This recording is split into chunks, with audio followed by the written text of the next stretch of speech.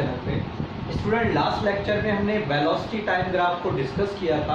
उसमें हमने दो केस भी पढ़े थे। जो पहला केस था जिसमें क्या था कि ऑब्जेक्ट जो है वो यूनिफॉर्म वेलोसिटी से मूव कर रहा है। सेकंड केस में हमने पढ़ा था कि जो ऑब्जेक्ट जो है वो यूनिफॉर्म एक्सेलरेशन से मूव कर रहा है। और थर्ड केस की जो हमने बात की थी जिसमें ऑब्जेक्ट जो है वो वेरिएबल एक्सेलरेशन के साथ क्या कर रहा है, मूव कर रहा है। तो लास्ट के दो केसेस जो हमने लास्ट वीडियो में हमने पढ़ लिए थे, और इस जो हमारा जो वीडियो है इस वीडियो में हम क्या पढ़ने वाले हैं, थर्ड केस पढ़ने वाले हैं, when the body is moving with the variable acceleration. तो इसी चीज को हम क्या करने वाले हैं, डिस्कस करने वाले हैं। तो देखिए इसी को हम डिस्कस करने वाले हैं। अब देखिए इसमें क्या है स्टूडेंट्स, एक्चुअलिटी में वेरिएबल एक्सेलरेशन को मैं नॉन यूनिफॉर्म भी कह सकता हूँ, क्योंकि वेरिएबल का मतलब क्या होता है, जिसमें जो वैल्यू है वो अप एंड डाउन होती है, मतलब वेरिएशन रहता है, दैट इज कॉल्ड वेरिएबल। उसी तरीके से वेरिएबल को हम क्या रिप्रेजेंट कर सकते हैं, नॉन यूनिफॉर्म एक्सेलरेशन से रिप्रेजेंट कर सकते हैं वेरिएबल एक्सेलरेशन को। अब देखिए एक्सेलरेशन का मतलब क्या होता है, चेंज इन वेलोसिटी होता है। तो वेलोसिटी में चेंज आएगा, लेकिन किस तरह से चेंज आएगा, वो वेरिएबल चेंज आएगा। तो इस तरह का जो ग्राफ बनता है वो देखिए किस तरह बनता है। सबसे पहले हम क्या करेंगे, जो हमारा स्ट्रक्चर है उसको फॉलो करेंगे। एक्स एक्सिस, वाई एक्सिस, और एक्स एक्सिस पे हम क्या ले रहे हैं, क्योंकि ये ग्राफ किसका है, वेलोसिटी टाइम ग्राफ है, तो एक्स एक्सिस पे क्या आएगा स्टूडेंट्स, टाइम आएगा। टाइम किस पे मेजर करते हैं, सेकंड्स में करते हैं। वाई एक्सिस पे क्या आएगा स्टूडेंट, वेलोसिटी आएगा, और वेलोसिटी जो है वो मीटर पर सेकंड में हम क्या करते हैं, उसको मेजर करते हैं। अब देखिए जो भी हमने लास्ट जो भी वीडियोस हमने देखी है उनमें हमने जीरो से स्टार्ट किया है, या इस पॉइंट को हम ओरिजिन पॉइंट भी कह सकते हैं, इसको जीरो मान सकते हैं, या फिर हम इसको क्या कर सकते हैं, ओरिजिन की तरह इसको ओ भी रिप्रेजेंट कर सकते हैं। तो देखिए 1 2 3 4 5 टाइम के रिस्पेक्ट में लेते हैं तो 1 2 3 4 5 इस तरीके से, और वेलोसिटी के रिस्पेक्ट में लेते हैं तो 5 10 इस तरीके से हम लेते हैं।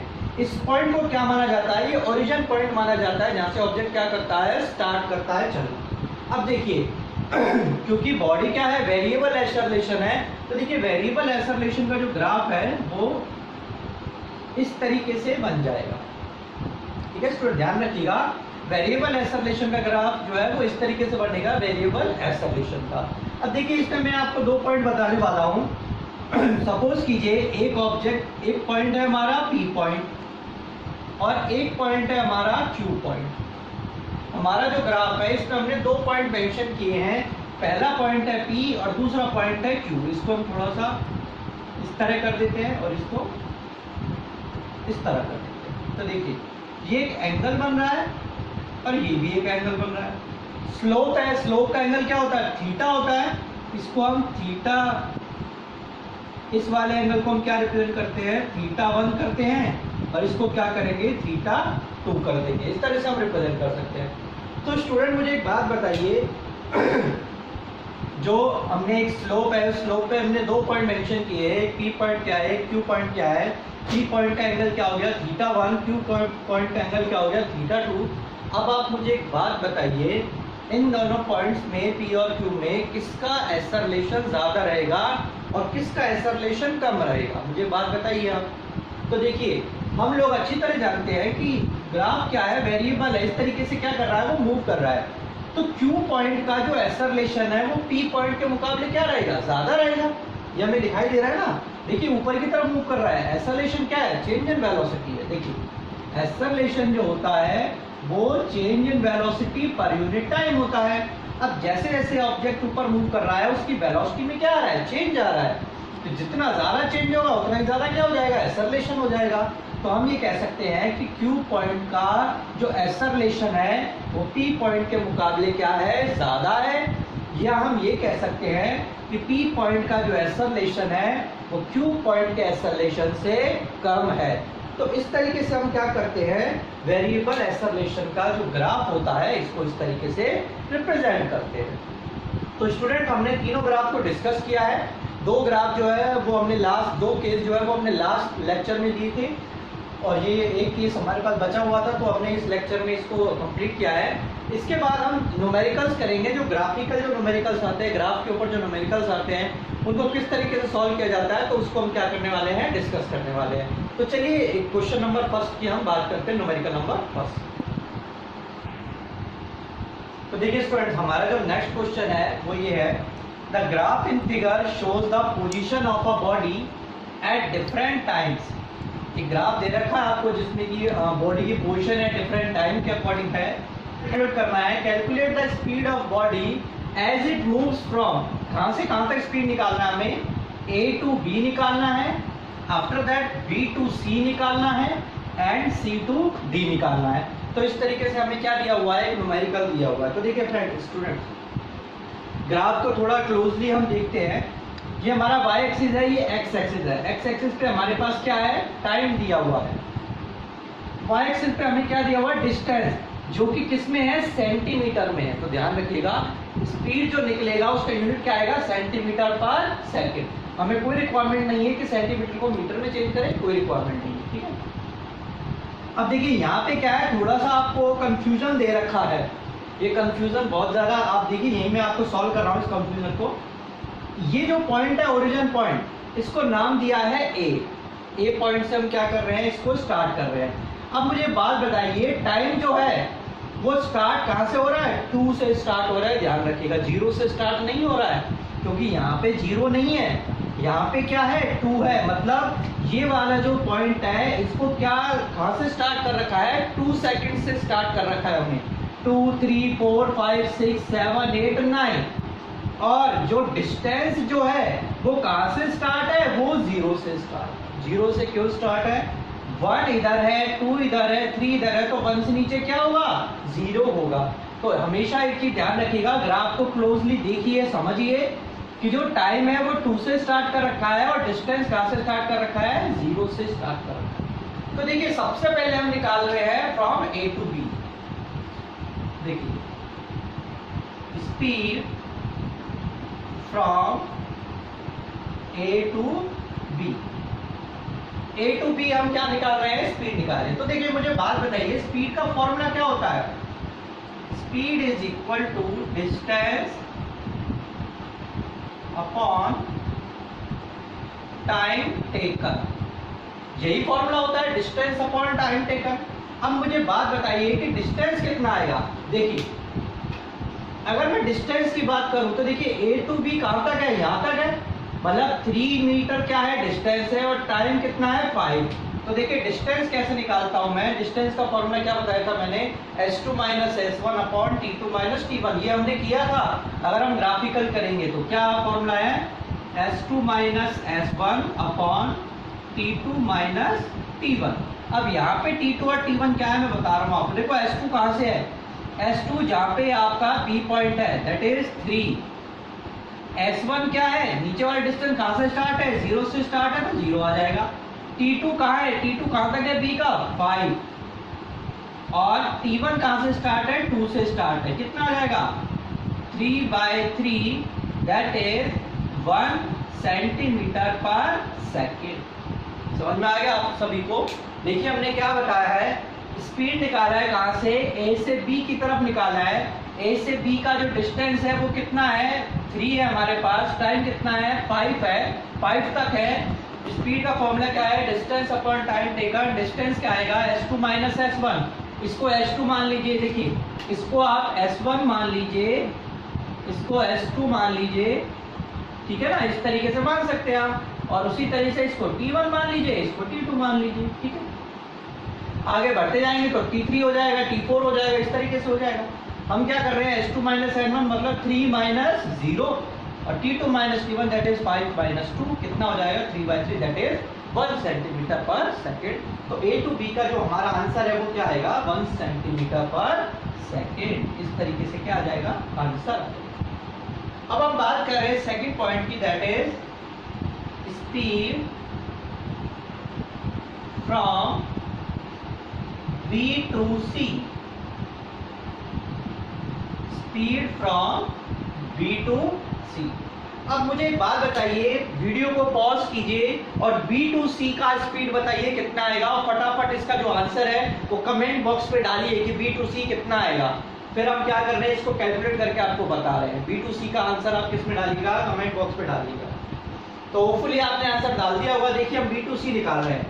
सेम फॉर्मूला है हमारे पास, speed is equal to distance upon time taken. Distance क्या रहेगा, मुझे एक बात बताइए, S1 S2 है, ऑब्जेक्ट जो है वो B2C ट्रैवल कर रहा है, लेकिन क्या उसने कोई डिस्टेंस ट्रैवल किया है, क्या नहीं किया है। ऑब्जेक्ट एक तरह से क्या हो गया, B पे पहुंचने के बाद क्या हो गया, रेस्ट पे हो गया ना वो। देखिए डिस्टेंस ऊपर की तरफ जाएगा तो ही बढ़ेगा, अब डिस्टेंस ऊपर तो जा नहीं रहा है, तो ये इस तरह बढ़ रहा है, हॉरिजॉन्टली बढ़ रहा है। तो हॉरिजॉन्टली में क्या इंक्रीज हो रहा है, केवल टाइम इंक्रीज हो रहा है। तो इसका मतलब मेरा डिस्टेंस क्या हो जाएगा, 0 हो जाएगा। डिस्टेंस कितना हो जाएगा, 0 हो जाएगा मेरा। क्यों डिस्टेंस 0 हो जाएगा, क्योंकि ऑब्जेक्ट आगे की तरफ मूव करा ही नहीं है, ऊपर की तरफ मूव नहीं करा है, वो केवल हॉरिजॉन्टली मूव करा है, ठीक है। और टाइम क्या आ जाएगा, देखिए 7 टाइम का B2C क्या है, 7 - 5 कितना आ जाएगा, 0/2 दैट इज 0।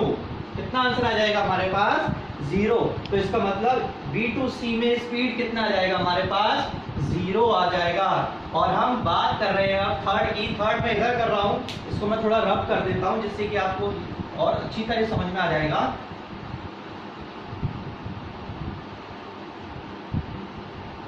देखिए स्पीड फ्रॉम C2D में देखिए इधर कैलकुलेट करके बता रहा हूं आपको। स्पीड का फॉर्मूला क्या है, दैट इज वही है, डिस्टेंस अपॉन टाइम टेकन। देखिए बार बार मैं स्पीड का फॉर्मूला क्यों लिख रहा हूँ, बार बार मैं यूनिट क्यों बता रहा हूँ, क्योंकि बार बार जब किसी चीज को हम सुनते हैं समझते हैं तो वो चीज हमें क्या हो जाती है, याद हो जाती है। इसलिए बार बार रिवाइज करना जरूरी है। आप भी मेरे साथ बताते चलिए, बोलते चलिएगा। डिस्टेंस कितना आएगा, फटाफट बताइए, डिस्टेंस कितना आएगा। अब ऑब्जेक्ट C2D जा रहा है, ऊपर की तरफ जा रहा है, तो B पॉइंट पे कितना डिस्टेंस है, 7 है हमारे पास। C पॉइंट पे कितना है, 3 है हमारे पास। टाइम कितना है, D पॉइंट पे टाइम कितना है, 9 है हमारे पास। और C पॉइंट पे कितना है, 7 है। कितना जाएगा, 7 में से 3 है, कितने बचे, 4।